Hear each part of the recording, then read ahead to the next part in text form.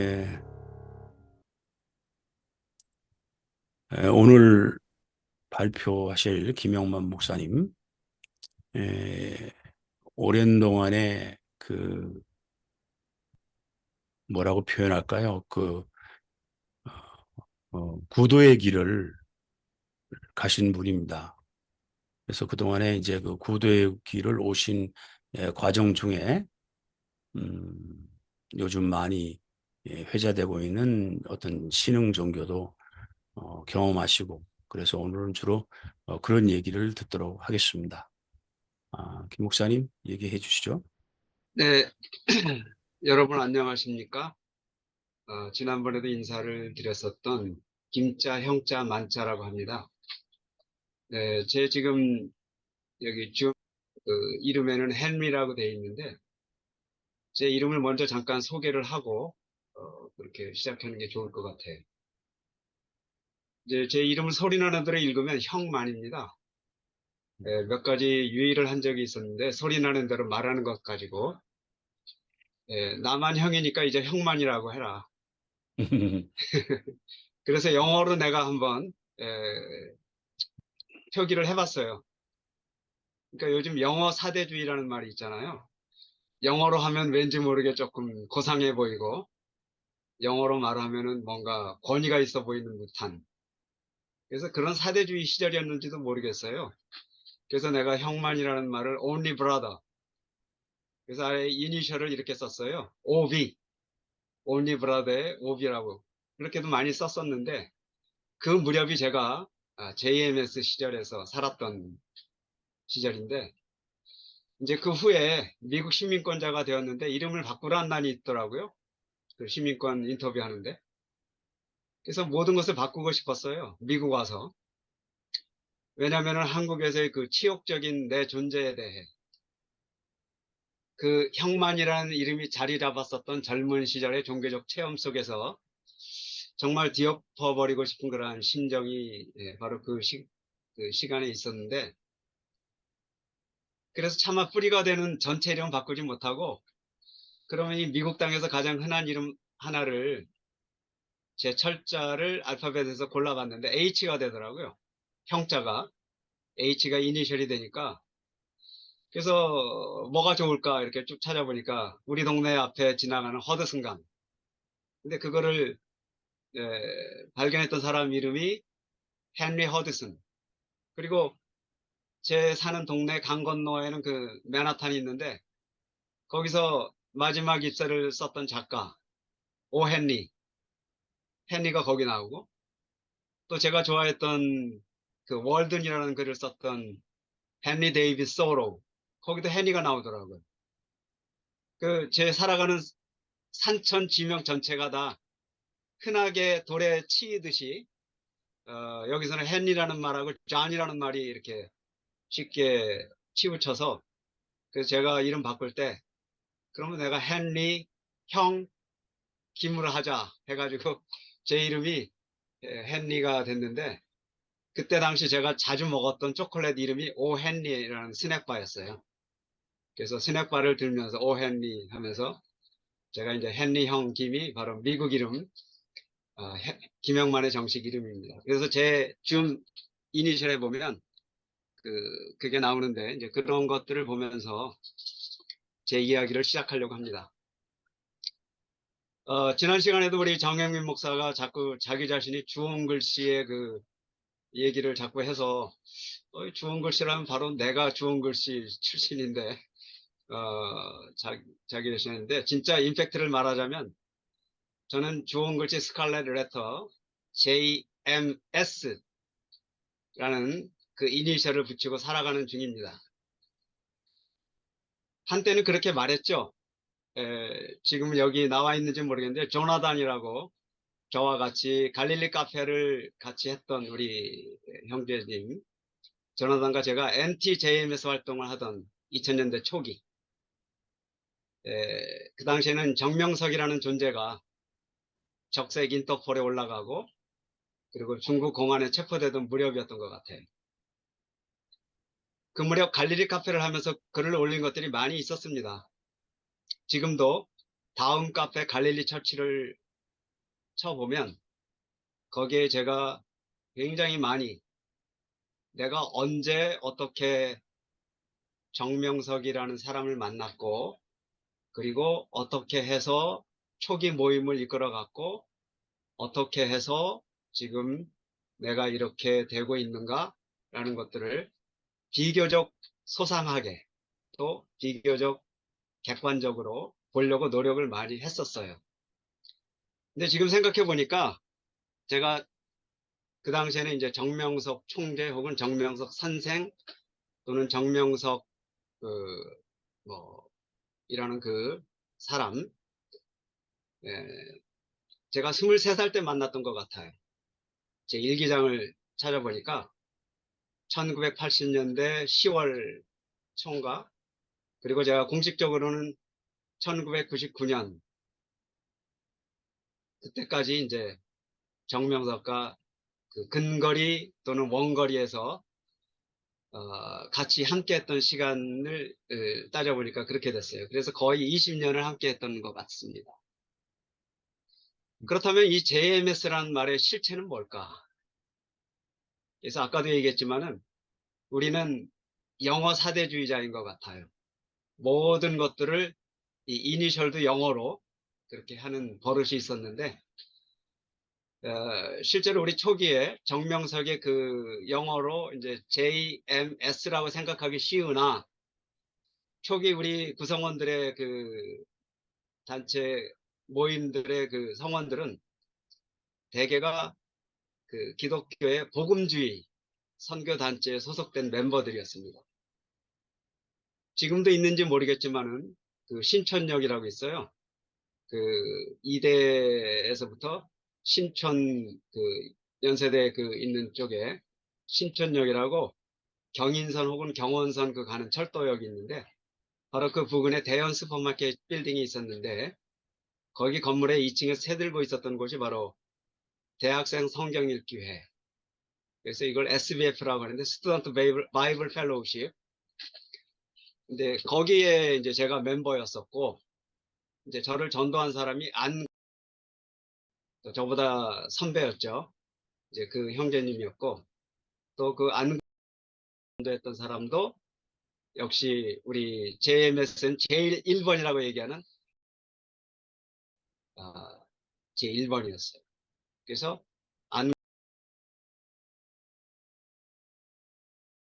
안도했는데 그 중에 살아남은 사람이 바로 저였던 것 같아요.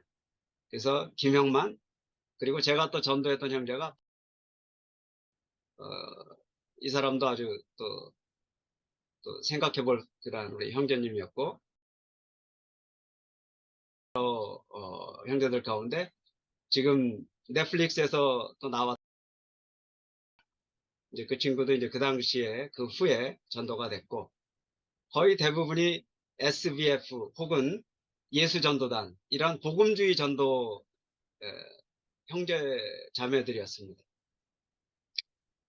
그러니까 이러한 그것들을 통해서 우리가 이 사람들이 어느 정도 모이니까 우리도 어떤 우리를 지칭하는 어떤 정체성 같은 어떤 간판 같은 정체성을 알릴 수 있는 그러한 이니셜 하나 만드는 게 어떠냐 이제 해가지고 자연스럽게 정명석이라는 사람의 그 이니셜을 따가지고 하되 의미는 그렇게 붙이면 안 됐잖아요.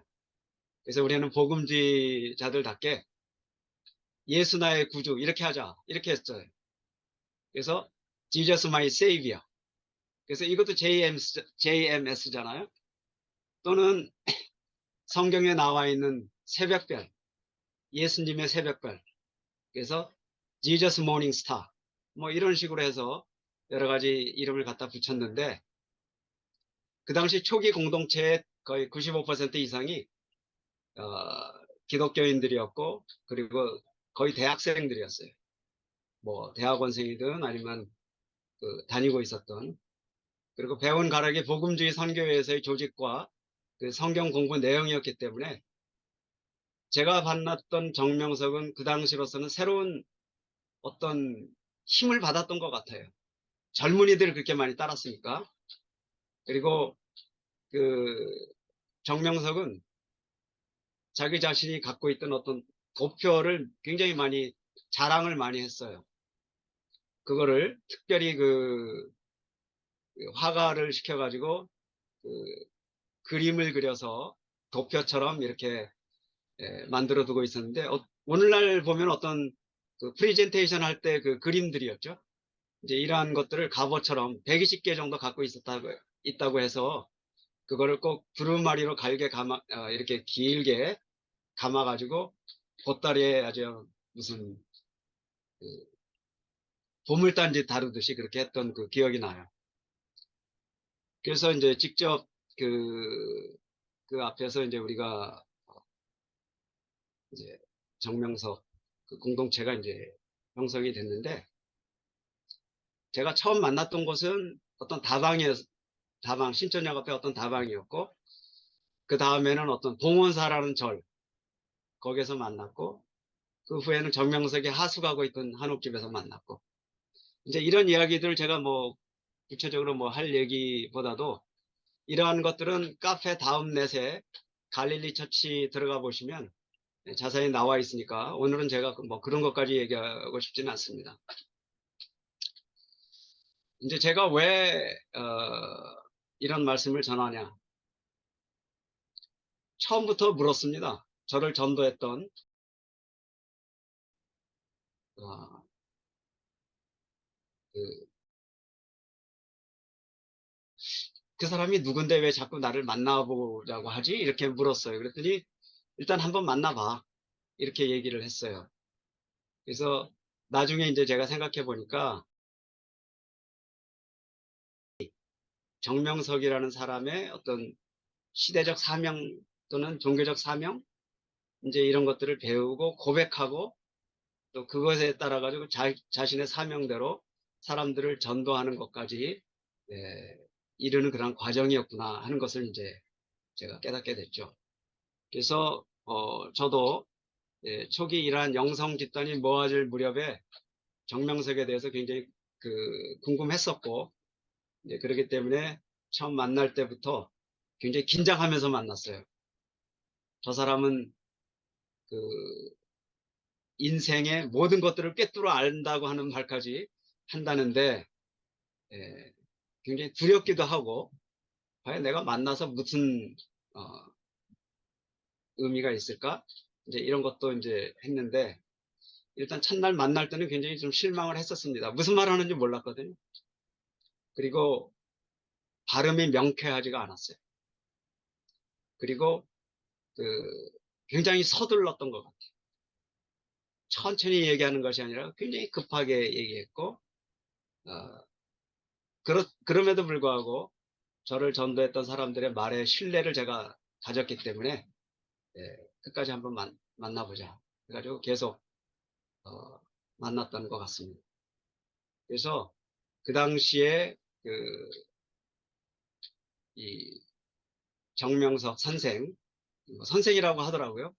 그래서 선생님이라고 이제 깍듯이 대하고 그 앞에 가면은 아주 굉장히 하여튼 뭔지 모르지만 거기 그 권위에 모두가 다 이렇게 있게 되니까 저 자신도 그 분위기 속에서 감히 무슨 말 하기가 좀 그랬는데 그럼에도 불구하고 그 당시의 삶의 자리는 어떤 새로운 것, 또 새로운 어떤 시대의 소명 이런 거에 대한 어떤 분위기가 있었던 것 같아요. 그래서 복음서에서 예수님을 뭐 선생님이라고 하고 랍비로 하고 뭐 하듯이 이 사람들 모인 사람들 얘기 들어보니까 전부 선생님이라고 얘기하더라고. 그래서 선생님 뭐 이런 식으로 얘기를 했는데 어, 제가 뭐 어떤 식으로 얘기해야 될지 모르겠는데 어, 김 목사님 어떻게 얘기를 하는 게 좋을까요? 제가 하다가 여기서 잠깐 멈추고 싶은데 잘 안 들리네요. 예. 예, 예, 잠깐 멈췄다가 하죠. 예, 잠깐 멈췄다가 예, 지금 그 김용문 목사님이 이제 초기에 어떻게 예, 예, JMS에 인볼브하게 되시거나 그런 얘기를 했는데 서백진 형제에 어떻게 인볼브하게 됐는지 관여하게 됐는지 얘기 좀 해주시면 좋을 것 같네. 네, 저도 그 JMS를 졸업한 지 뭐 몇 개월 안 된 입장에서 아직도 JMS에 대해서 좀 분석이랄까? 그걸 통해서 나의 신앙도 되돌아보게 되고 그런 입장 가운데 있어서 좀 이렇게 오늘 이러한 주제를 가지고 이렇게 진행하는 것에 대해서 좀 이제 우려 반 기대 반을 하고 있어요. 왜냐면 뭐 솔직히 제 입장에서 보면 제가 어떤 관심 분야가 있을 텐데 사람이 자기 관심 분야가 아니면 솔직히 뭐 어떤 공감을 얻기 쉽지 않잖아요. 근데 저야 어차피 당사자 입장에서 제가 속한 그룹이었으니까 당연히 이제 뭐 어떤 관심이라든지 이런 게 있을 텐데 그렇지 않은 입장에서는 이 오늘의 이런 담론이 어떤 모습으로 흘러가면 좋을까 이런 이제 나름의 우려를 했는데 그 우리 홍 교수님 이렇게 가끔 말씀하시는 거 보면 신학적인 이런 호기심이랄까 이런 걸 가지고 JMS를 바라보시는 것 같더라고요. 그러니까 그들 가운데 어떠한 신앙이 있어서 그들을 그 안에서 그 신앙을 유지하게 하면서 어 세상의 많은 지탄 가운데도 꿋꿋이 그렇게 살아남을 수 있나 그런 이제 말씀을 해주시는 것 같더라고요. 그래서 오늘 이제 뭐 이렇게 담론 가운데 이렇게 참여하시는 기성의 이제 교회 지도자 생활 하셨던 분도 많이 계시고 그런 분들 입장에서 신학의 관점에서 제임스를 바라볼 때 그들에게 있는 신앙은 뭘까? 이렇게 세상에 비춰진 그런 모습은 차지하고 그건 이미 널리 잘 알려져 있으니까 그런 관점보다는 그들의 신앙이 어떤 신앙인가 한번 호기심 차원에서라도 한번 이렇게 접근해 볼 수 있는 그런 방법론도 괜찮을 것 같아요. 그래서 오늘 저는 이제 개인적으로 이런 생각을 해봤어요. 제가 그러니까 그들과의 대화라는 이렇게 어떤 걸 상정해 놓고 제가 그 현재 제임에서 활동하고 있는 사람 그런 배역을 설정을 하고 이렇게 여기에서 그들을 대변해서 이렇게 서로 지금 여기에 모인 분들하고 소통하는 그런 연출도 괜찮을 것 같은데 이렇게 잠깐 그런 생각도 해봤는데 그래서 오늘 이쪽 담론을 읽고 갈 때 어떤 방향성 읽고 갈지는 아직 저도 명확하게 뭐라고 말씀드리기는 좀 어려운 것 같습니다. 예, 일단 여기까지 얘기를 하고 그동안의 그 JMS에 대해서 들으셨던 얘기라든지 어떤 가지고 계셨던 생각 그런 거 어, 자유롭게 얘기하셔도 좋을 것 같습니다. 토론을 원활하게 하기 위해서. 어, 제가 조금 더 예, 부연 설명을 잠깐 네, 이어가고 싶은 게 있는데, 네, 얘기하세요. 예, 사실 JMS가 지금 넷플릭스에서 이제 했던 것처럼 그렇게 완벽하게 완성됐다고 보는 것은 아니에요. 그러니까 초기부터 정명석이 이제 메시아다, 이제 그런 그 관념을 가지고 우리가 이제 볼 수가 있겠는데, 근데 처음부터 그렇게 주도적으로 이렇게 했을까? 그러니까 저는 그 초기에 제가 만났던 정명석이라는 그 아우라, 그때는 굉장했었거든요. 왜냐면은 직접 제 머리에다 대고 기도를 해줘요. 기도를 해주는데 그 예수님과 대화하면서, 그러니까 그 당시로서는 저는 굉장히 놀랬죠. 예수님과 직접 대화를 하면서 예수님, 이 형만이가 지금 이 예수님의 말씀을 잘 깨닫고 있나요? 뭐 이런 식으로 물어보는 거예요. 그러면서 손이 타다닥 이렇게 막 흔들리는데 내가 억지로 떨려서 그런 흔들리는 그런 손 느낌은 안 났어요. 굉장히 어떤 영적인 어떤 권위? 이제 그런 것들도 제가 느꼈었고, 그러니까 초기에 그 정명석의 그 정말 영적으로 테이블을 찌르는 듯한 그런 말씀이 있었던 건 사실이에요. 제가 그 당시에. 그런데 그 넷플릭스나 뭐 이런 데 나온 굉장히 노쇠한 그야말로 완전히 쭈그러진 그런 모습을 보면서 저는 하나의 우리 기독교의 어떤 다른 모습을 또 보게 됩니다. 만약에 예수님이 십자가에서 그 죽임을 당하지 아니하시고 정말 끝까지 인간사했다면 오늘날의 기독교가 힘을 발휘할 수 있었을까? 이런 생각도 제가 불현듯 생각나게 됐던 것처럼 지금 초기에 이 JMS는 그렇게 지금 생각한 것처럼 막 폐쇄된 공간이 아니었고 오히려 더 모든 것들을 자유롭게 생각할 수 있었고 모든 것들을 신학적으로 공부할 수 있게 만든 그러한 분위기가 있었던 것은 제가 이제 고백할 수가 있어요. 그래서 지금 보는 우리가 지금의 2023년 1월 달에 그 넷플릭스에 터진 JMS를 보는 시각을 가지고 초기를 바라본다? 이거는 절대 맞지가 않습니다. 예, 예. 예, 그런 거 하나 제가 말씀드리고 싶어요. 지금 그 김영호 목사님 아주 중요한 말씀을 해주셨는데요. 그 영적인 권위라는 말을 쓰셨잖아요. 네, 그러니까 정명석이를 처음 만났을 때 그런 영적인 권위를 느꼈다라고 하는 거죠. 네, 그런데 이 영적인 권위라고 하는 것은 우리 이 종교에서 굉장히 중요한 말 아니에요. 근데 사실 영적인 권위를 느끼기가 굉장히 힘들죠. 교회에서 뭐 당회장, 뭐 이렇게 큰 교회 목사님, 제도적 권위는 느낄 수 있을, 뭐 느끼도록 이렇게 시스테매틱하게 되어 있지만 영적인 권위를 느낀다는 건 참 쉬운 일이 아닌데 한번 거기서 얘기 좀 해왔으면 좋겠습니다. 이 영적인 권위를 영적이라는 게 보이지 않는 건데요. 그것이 현실적으로 그러니까 비지블하게 인비지블한 것이 비지블하게 보이고 느껴지는 이런 것이 신흥 종교의 특징이거든요. 그런 경험들을 혹시 해보신 적 있어요? 보시거나 최요한 형제가 있을 것 같은데 오늘은 얼굴만 나오네. 저는 뭐 직업이 목사였으니까 그런 경우를 많이 경험하고 또 어떤 의미에서는 조금 흉내도 내보고 그런 적이 있습니다. 그래서 귀신을 내쫓아 보기도 하고 뭐 이런 것이 있습니다.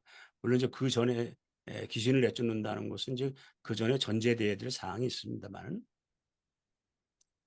그래서 그 아주 좀 시니컬하게 얘기하면 그 영적인 권위에 의해서 핍박을 받고 내쫓기고 박해를 받은 사람이 누구냐면 바로 홍정수 전우입니다.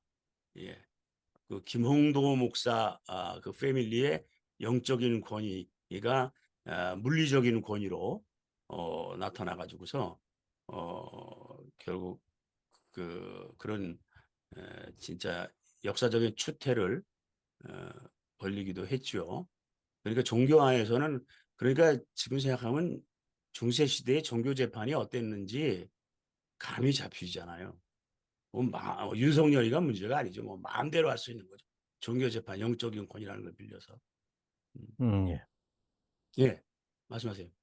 예. 그 영적인 권위 차원에서 예, JMS를 접근하는 것도 있겠지만, 음, 이제 제가 경험했던 JMS는 음, 제 친구가 있는데 음, 누구라고 얘기하는지 재물포학교 20회 동기 친구인데 이 친구가 부평에서 약사하면서 돈을 많이 번 친구예요. 근데 뭘 하고 있는 친구인가 하니 새마을금고 이사장이에요. 음, 근데 이 친구가 어느 날 정명석 얘기를 하더라고. 아, 명석이가 왔는데 하면서 얘기를 하는데 그 어떤 성적인 음, 그런 면을 얘기를 하면서 접근에 들어가더라고요. 제 구체적인 얘기는 좀 여기서 삼가하겠습니다만, 그래서 저는 그때 딱 알기를 저희 신흥교주 정명석은 에, 특광이다. 어, 어떤 그런 섹스 어필하는 거 가지고 한몫 잡고 운영하는 자다. 그렇게 정리해 버리고 말았거든요. 근데 이거를 영적인 차원으로까지 권위를 인정하고 또 이렇게 따르는 사람도 있었다 하니 이거 참 어떻게 보면 기괴한 일이 되기도 하고 기이한 음, 일이기도 한 것 같은 생각이 듭니다. 음, 이상입니다. 근데 여기서 좀 구분해야 될 것이 있어요. 그 이제 이 JMS 뭐 말기적인 현상에 이제 정명석이가 그렇게 성적으로 뭐 퇴폐적으로 그렇게 보여졌지만 지금은 이제 초창기에 그렇게 하면서 그 나름대로 어떤 그 영적인 아우라가 있었던 거죠. 그래서 사람들이 모여지고 그러면서 자동적으로 권위가 생겨지면서 절대적인 권위가 생기고 그러면서 이제 그 방종의 형태가 나타났는데 그 방종의 형태가 보통 사람하고는 다르게 울트라 바야그라급인 거지. 예, 예, 예, 울트라 바야그라급. 보통 사람과 그렇게 되는 것 같아요.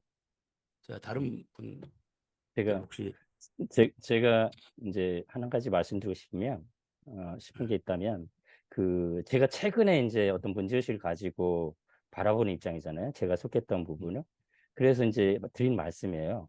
그 안에 이제 저는 오늘 이 담론이 그런 어떤 리더십의 그런 폐해를 지적하는 그런 담론보다는 그 안에서 따르는 자들, 펠로우십에 대해서 음, 그들의 펠로우십은 뭔가 그런 관점에서 음, 한번 접근해 봤으면 좋겠어요. 예, 예, 예, 저부터도 예, 그런 성적인 부분에서 전혀 문제의식이 없었어요. 왜냐하면 그걸 오케이, 아니라고 생각했기 때문에. 오케이, 그러니까 그 예, 안에 펠로우십에는 다양한 게 있어요. 그러니까 예, 저같이 진짜 음, 순수하게 자기의 지도자를 어떤 그런 측면에서 바라보는 건 일도 없는 그런 신앙. 음, 한마디로 뭐 말씀 위주의 신앙이랄까? 뭐 그런 신앙관이 있고요. 음, 지금 JMS라는 단체가 사회적으로 이렇게 문제를 일으키는 것은 펠로우십 중에 아까 음, 말씀하셨듯이 어떤 권위라든지 여타 음, 이유로 인해서 음, 어떤 특정 그룹이 있었던 것 같아요. 지금 되돌아보면. 그런 사회적으로 문제되는 그런 그룹들. 그런 그룹이 지금 생각해보니까 존재하고 있었더라고요. 우리 과거에 속했던 JMS 단체에. 그러니까 그들로 인해서 지금 아까 펠로우십이 여러 그룹이 있다면 그 순수하게 신앙생활 하려는 분들한테 완전 배신을 때린 거예요. 그 그룹이. 그러니까 예, 제가 이제 그 그룹 JMS를 바라볼 때 지금 좀 좀 제 개인적인 희망이지만 그런 여러 가지 다양한 펠로우십이 있는데 그러면 그들도 신앙생활 하는데 저도 거기서 신앙생활 했고 그러한 순수 신앙을 하는 분들한테 어떤 신학적인 담론으로 그들하고 소통을 해서 그들의 사회적인 시선이 어떤 식으로 비춰지는지를 그들이 각성을 하고 그러면 우리 섭리라는 이제 용어를 많이 쓰거든요. 그 섭리교회가 어떤 방향성을 잡고 나가야 될 것인지 그런 고민을 그 자체 조직 안에서 이루어졌으면 하는 그런 소망이 있는 음, 사람이거든요. 그렇기 때문에 예. 예, 지금 서백진 형제 아주 중요한 얘기를 해주는데 우리가 어떤 신흥 종교의 어떤 한 교주급 때는 그 사람의 리더십에 관심을 갖는 것보다는 그 따르는 사람들, 소위 말하는 추종자들의 펠로우십 여기에 좀 관심을 가져보자. 이것이 왜냐하면 신흥 종교의 현상이기 때문에 우리는 단순히 JMS라는 한 특정 종파에 대한 관심보다도 한국에 일어나는 여러 가지 신흥 종교 현상 이것을 좀 분석해 보고자 하는 마음이 있기 때문에 그게 정당한 것 같습니다. 정 목사님. 예, 뉴저지 정영윤입니다. 2주 전에 제가 그 월요일 하시는 모임, 이렇게 일요일 모임이었죠. 그때 한번 참석을 해봤고 많은 도움을 받았습니다.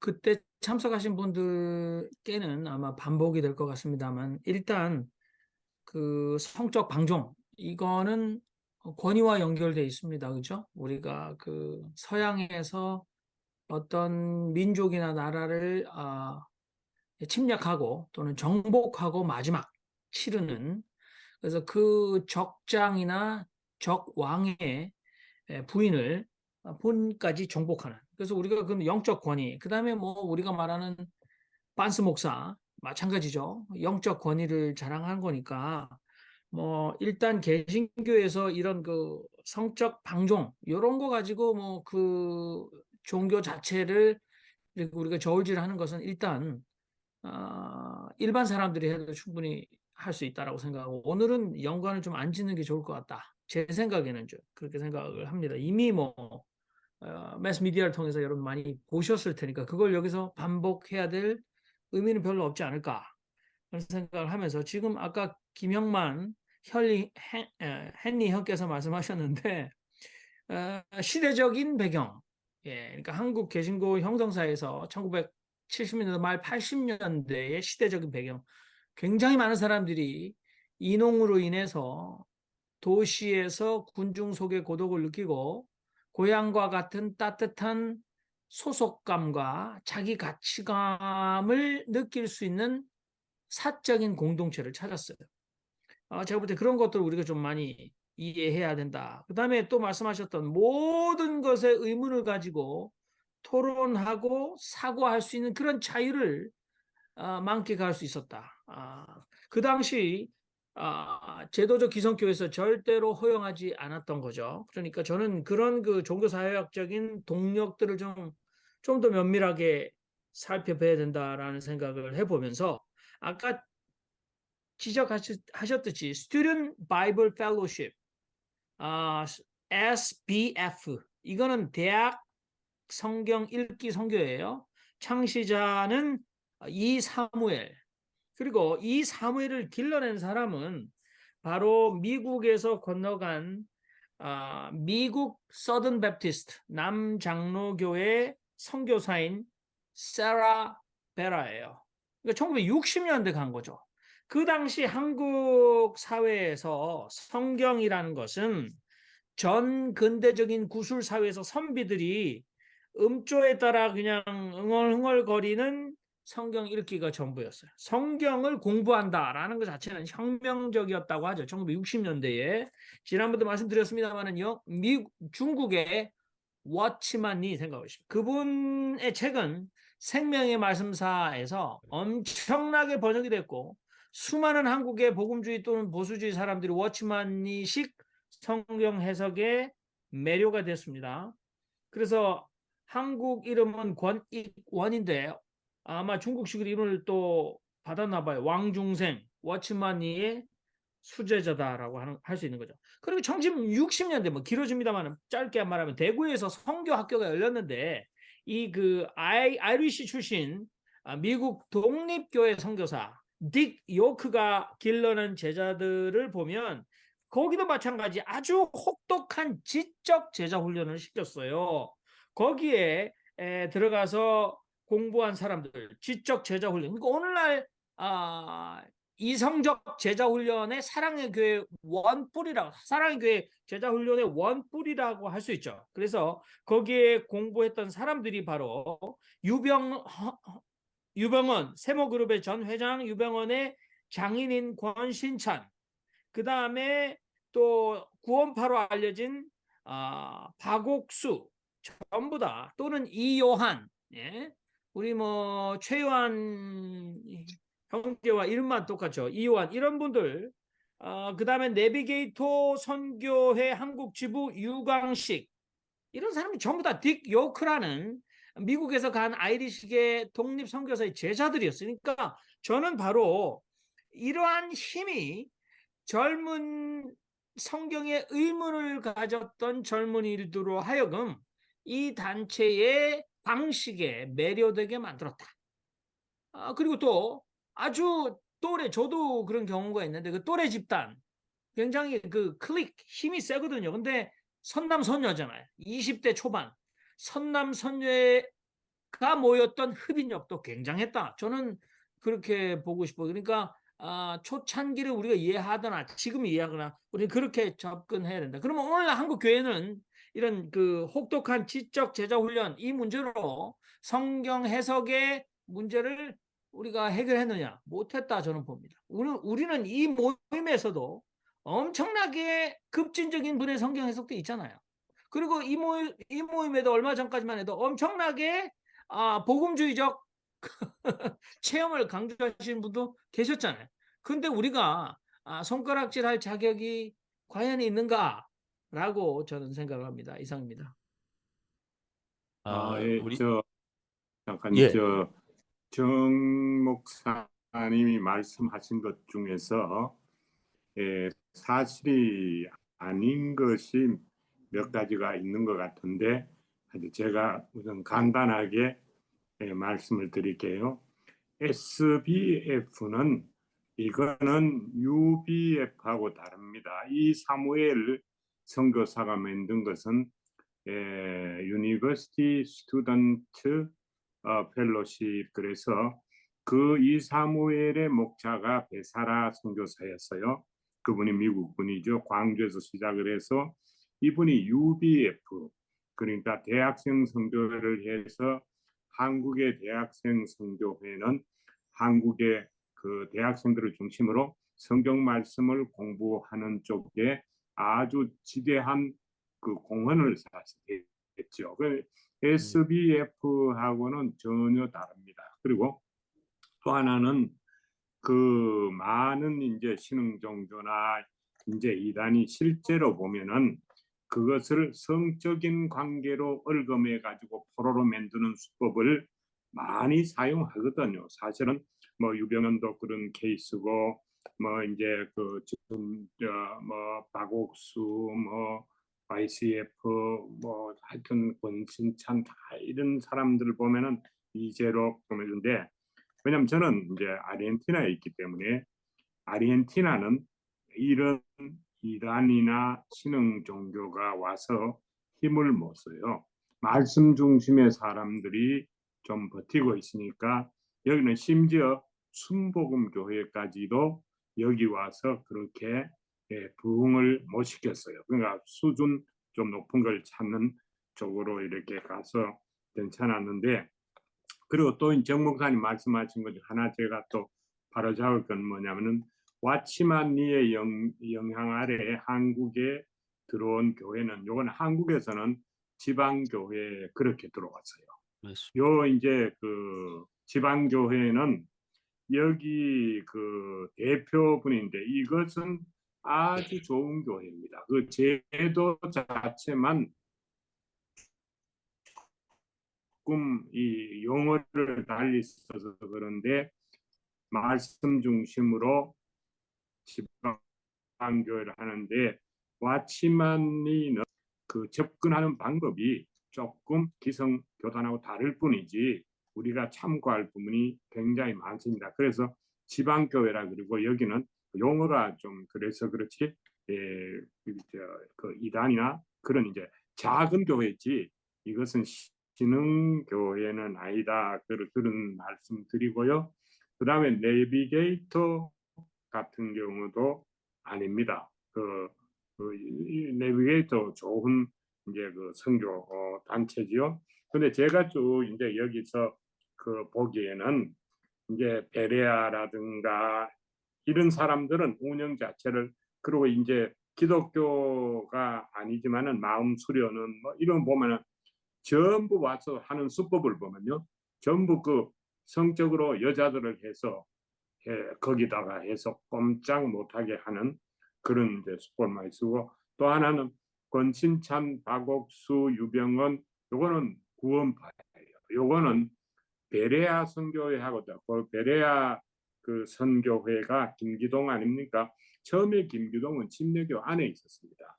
근데 이 김기동이 이제 좀 타락을 하니까 침례교 밖으로 나갔고, 그 다음에 이제 권신찬, 박옥수, 유병헌 요거는 완전히 구원파가 돼가지고 침례교 안에 들어오지 못하고 침례교 밖에서 했는데, 여기도 사람을 그렇게 개별적으로 얽어매는 그런 수법을 잘 쓰고, 요즘 제가 보니까 신천지라든가 뭐 이런 거로 보니까 그 수법 자체가 이제 그 다 옛날에 그런, 여기 이제 이재록 목사 같은 경우도 와가지고요 굉장히 투자도 많이 하고 해서, 근데 그 수법을 보니까 교포들끌고 하는 게 그런 걸 쓰더라고요. 그러니까 이제 요 이제 나쁜 부류하고 이제 정상적인 그 중에 좀 다른 거하고는 구분했으면 싶어서 제가 말씀을 드립니다. 저는 JMS는 어떤 것인지 예, 자세히는 모릅니다. 근데 들어보기에는 아마 성적인 이걸 가지고 얽어매는 수법은 똑같은 것 같아요. 제가 건성으로 듣기는요. 예. 그렇습니다. 알겠습니다. 아이고, 저기 권혁태 형님이 아주 좋은 말씀 해주셨습니다. 그러니까 정 목사님이 얘기한 것은 상당히 포괄적인 이야기를 이제 광범위하게 얘기를 해주신 거고, 그거는 정확하게 짚어주셨어요. UBF는 전혀 다른 거고, 또 워치만리가 지방교회로 된 거, 뭐 이런 것도 뭐 구체적인 현실에서 정확한 얘기입니다. 하여튼 뭐 그런 것 디테일한 것까지 다 이렇게 이 시간에 점검할 수는 근데 없으니까 여튼 말씀이 나왔으니까요. 예. 그 SBF에 대해서 잠깐 얘기를 하자면 음. UBF랑 전혀 별개의 단체가 아니에요. UBF에서 개혁되어서 나온 곳입니다. 그러니까 스타일은 거의 UBF랑 똑같아요. 단지 여러 가지 그 방식이나 이런 면에서 개혁해가지고 나온 일단의 그 혁명 그룹이라고 생각하시면 됩니다. 그것이 바로 SBF였습니다. 요게 몇 예. 년도쯤 시작했습니까? 그러면요? 1970년대 아마 후반. UBF가 너무 강압적으로 나가다 보니까 예. 이제 거기에서부터 이제 오케이. 갈등이 예, 있었고 그런 일이 그 있습니다. 문제는 좀 저기, 다음에 예, 하도록 하죠. 저기 그러니까 권혁대 형님이 알고 계신 그 사실오고 우리 김영환 목사님이 하는 거고 그 시기적으로 틀려요. 그런 사건이 있었습니다. 그러니까 그건 뭐 여기서 디테일하게 따질 네. 일은 아니고 그렇게 돼 있습니다. 그런데 UBF가 갈라져 가지고는요. 아, 이름이 SBF인지 뭐냐 갈라진 걸 제가 압니다. 그때 제 또래고 제가 그 안에 있는 사람들 그룹입니다. 다. 근데 예, 요게 SBF인지는 모르는데 UBF는 갈라져 있는데 두 팀 다 잘 하고 있습니다. 나름대로 생각이 달라서 그렇죠. 근데 그 SBF에서 JMS가 나왔는지는 그거는 저는 잘 몰라요. 예. UBF에서 갈라진 두 파, UBF, SB파 그렇게 갈라졌다면요, 요거는 맞습니다. 근데 그 이 두 파는요 나쁜 게 아니에요. 아주 잘해요. 제가 이 아르헨티나에 지금 SBF도 부흥하고 있고 UBF도 부흥하고 있다. 그렇게 말해요. 근데 제가 요 이름이 SBF인지 아닌지 그거는 확실히 모르겠어요. 이 아르헨티나에서는 SBF라고 안 그러고 그냥 대학생 선교회라는 이름을 쓰고 있어요. 오케이. 예, 그 정도 하십시오. 여기는 이제 저 지역적인 분야로 이제 계속 나가면 한이 없으니까 이 정도 정리하고 지금 말씀하신 것들이 다 사실입니다. 크게 나누어서 우리 한국의 뭐 이단이라고 얘기하기 저는 이단이라는 말은 절대 사용하지 않습니다만은 그런 소수 종파는 두 가지 종류가 있어요. 하나는 미제하고 하나는 국산 있습니다. 그 미제는 주로 구원파 계통의 그러니까 미국에서 아주 극단적인 그런 그룹들이 들어와서 한국에서는 그게 크게 활개를 쳤죠. 국산은 통일교 뭐 더 위도 있습니다만은 대체적으로 아는 게 통일교 쪽 계열입니다. 그래서 근데 이 통일교 쪽 계열은 가다 보면 이 섹스로 연결이 돼요. 근데 그건 또 그거 나름대로 그 이유가 있습니다. 왜 그렇게 되는지. 미국 쪽은 섹스로 연결이 안 되는 것이 그쪽은 워낙 자유로운 시대니까 사회니까. 근데 이제 한국은 막혀 있는 사회니까 거기서 또 골로 이렇게 뭐라 그럴까 틈새 시장을 겨냥했다고 할까 뭐 하여튼 그런 것 같습니다. 자, 김영만 목사님 얘기 준비한 거 계속 어, 할 뭐 특별히 다른 거 뭐 여기에서 제가 과연 꺼내야 될런지는 모르겠습니다만은 그 당시에 저는 역시 제 그 인식의 자리는 역시 그 시대였기 때문에 그 시대에 아까 우리 정영민 목사님도 뭐 강조를 해 주셨습니다만은 일종의 우리가 모였던 그 공동체는 그 소종파 모임이라고 그냥 일단 붙여보면은 에, 저에게는 굉장히 그 신학 공부를 할 수 있었던 성경을 가지고 마음껏 신학 공부를 할 수 있었던 배경이 됐다고 저는 고백하고 싶어요.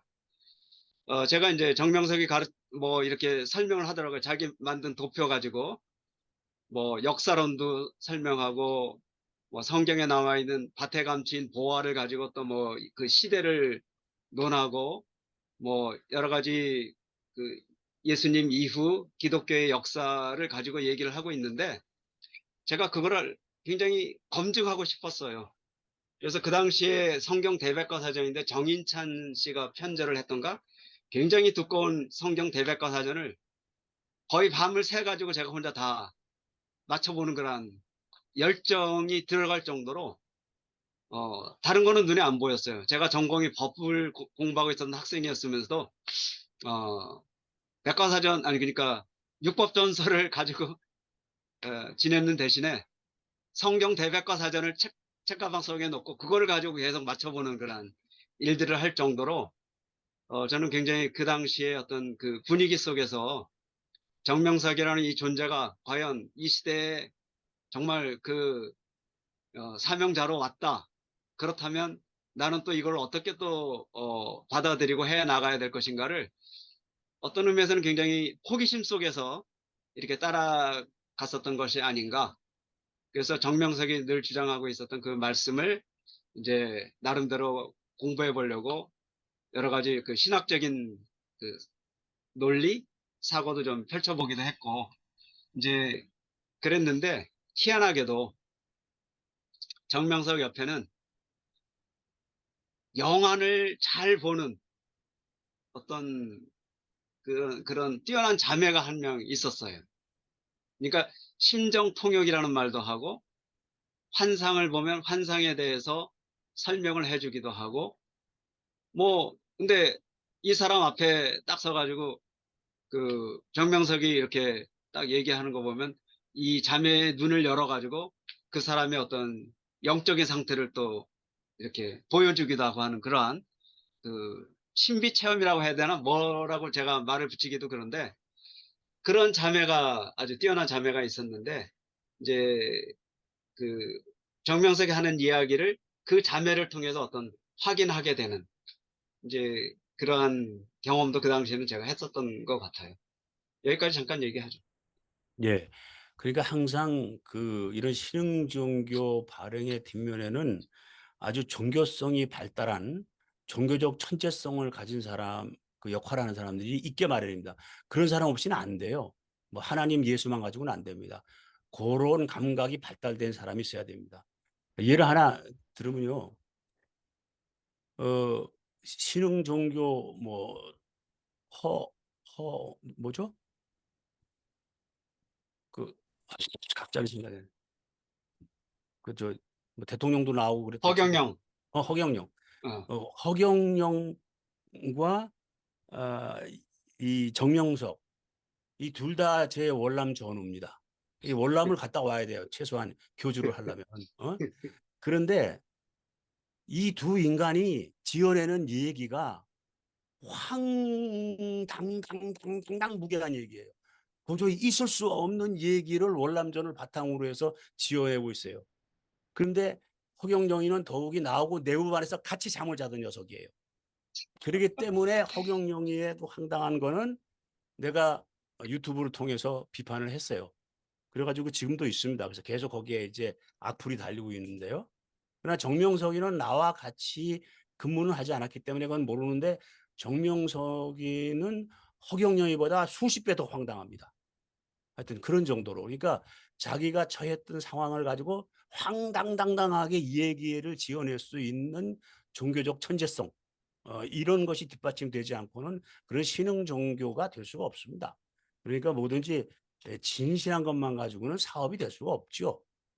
그것만은 분명합니다. 그러니까 뭔가 신흥 종교가 잘 됐다.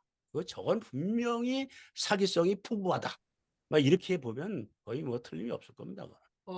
제가 그 연세대학교 사회사학과 나오고 미국의 감리교 신학교 중에 하나인 드루 신학대학에서 마스터 오브 디비니티 목회학 석사 또는 신학 석사를 한 여성인데 그 방언을 통역해요. 그리고 그 트레스 디아스처럼 이제 철학 기도를 하는데 방언 통역할 때 방언하는 사람 데리고 다락으로 올라가요. 이제 뭐 여러분들은 아마 방언을 바로 동시 통역하는 현장에도 계셨는지 모르지만 이분이 이제 설교를 하는데 한 2시간을 했는데 제가 우연찮게 끌려갔어요. 근데 이제 정말 듣고 보고 앉아 있을 수 없어서 정말 욕하고 나와야 되는데 인내심을 최대한 발휘했는데 이제 영해라는 걸 하잖아요. 영해. 이거 저는 좀 성서에서 영해. 근데 이제 그 야곱과 다말 얘기를 하면서 야곱이 이제 그 화대로 보증으로 줬잖아요. 신분 증명으로 인장 뭐 그죠? 뭐 지팡이 그죠? 그 3개 줬잖아요. 자기 소유물. 근데 그게 이제 성부, 성자, 성령이라는 거예요. 니들은 모른다 그러는데 뭐 그럴 수 있죠. 근데 제가 이제 아까 워치만니를 얘기한 이유는 워치만니가 이게 그 동양 문화에서 3, 1, 2, 3 아주 재밌거든요. 근데 워치만니를 제가 뭐 어떻게 판단하려고 하는 게 아니라 굉장히 신선해요. 동양 사고적으로. 상당히 한국 사람들이 좋아했습니다. 뭐 영혼 뭐 몸 영혼 3분설 막 나가면서 근데 히브리어 가지고 아무리 영이나 영혼이나 동의어로 계속 쓰고 있다고 얘기해도 절대 안 통하죠. 근데 워치만 니는 급진성에서 떨어져요. 지금 지성 목사님 말씀하셨던 것처럼 급진성에서 성서 해석의 급진성에서 한참 모자라는 거죠. 근데 저는 그 김영만 목사님 말씀하셨던 이 제임스 초창기는 자신에게 신학적 사고의 물꼬를 트게 해줬다. 이거 대단한 선물 아닙니까? 평생에 있어서. 아직도 문외하로 종교적 문외하로 저는 여기서 당당하게 얘기할 수 있는데 지난 3년간의 제가 온라인 경험이 이게 신학적 사고의 문외 이거 나중에 판가름으로 이게 드러나니까 저는 힘들더군요. 근데 JMS가 신학적 사고에 그 발화를 해줬다. 이건 굉장히 큰 건데 한국 교회에서 자꾸 제도권 기성 교회들이 이걸 놓치고 있어요. 그런데 그 새롭게 하는 사람들은 항상 이것을 가능하게 해주니까 사람들이 모이는 거 아닙니까? 바보들이 아닌데.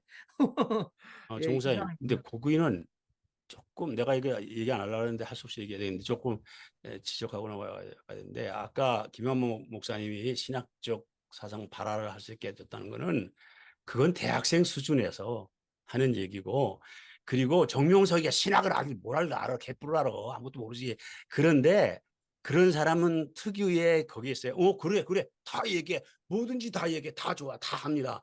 왜냐하면 자기가 가진 것이 워낙 확고하기 때문에 그거는 통일교도 마찬가지입니다. 어떤 그 신흥 종교의 특징은 하나님의 성에도 마찬가지, 하나님의 교회에 전도하는 사람도 마찬가지입니다. 무슨 얘기든지 다 받아줍니다.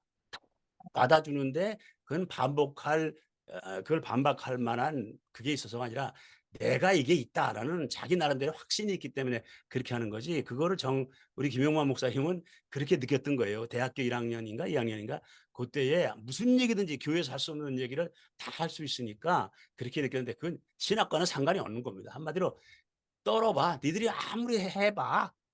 내가 다 막아낼 수 있어. 이런 자신감에서 나온 그들의 그 독선적인 거지. 그거하고 저는 상관없는 겁니다. 그건 아니에요. 신학을 뭘 개뿔을 알아요. 그건 말도 안 되지. 그건 아니에요. 근데 그 원조를 네. 올라가면 말씀하세요. 사실은 통일교하고 박태선이 완전히 네. 그 원조죠. 그 이대 서울공대 그 예. 학생들이 몰려들었잖아요. 근데 그렇죠. 그다음에 제가 김형만 목사님한테 하나 여쭤볼 게 있는데요. 혹시 그러면 그때도 레마 선교회도 들었으면 레마 선교회가 조금 더 빠르거든요. 레마 선교회도 알고 계시는지요? 레마 선교에 대해서는 제가 잘 모르지만 아마 저를 전도했던 안구현이라는 사람이 그 레마 선교회와 관련이 돼 있는 김철자 교수라고 혹시 들어보셨는지 모르겠네요. 저기 홍사님, 저 레마인에 대해서는 제가 잘 알고 있습니다. 그리고 경험을 했고 거기에 대한 리포트도 쓴 게 있습니다. 그러니까 나중에 그건 따로 다루도록 하겠습니다. 그리고 레마는 지금은 죽었습니다. 네. 이상입니다. 예. 그다음 뭐 1시간 됐네요. 일단 여기서 끊고 뭐 특별하게 최요한 형제 뭐 신비 체험 해가지고서 뭐 좀 아니, 번쩍하는 거 없어요? 제 말씀 잘 들리십니까? 더 크지 않습니까? 들려요. 예. 잘 들려요. 그 저희 집안이 그러니까 어머니의 큰 오빠가 그러니까 기독교 집안에서 잘 성장하시다가 그 고모님이죠. 고모님 맞죠? 어머니 쪽에 이모님인가? 아씨 헷갈린다. 하여튼 결혼하시더니 여호와의 증인으로 갔어요. 큰 외삼촌 집이 여호와의 증인이 돼가지고 우리 집이 한때 박살이 난 적이 있었습니다.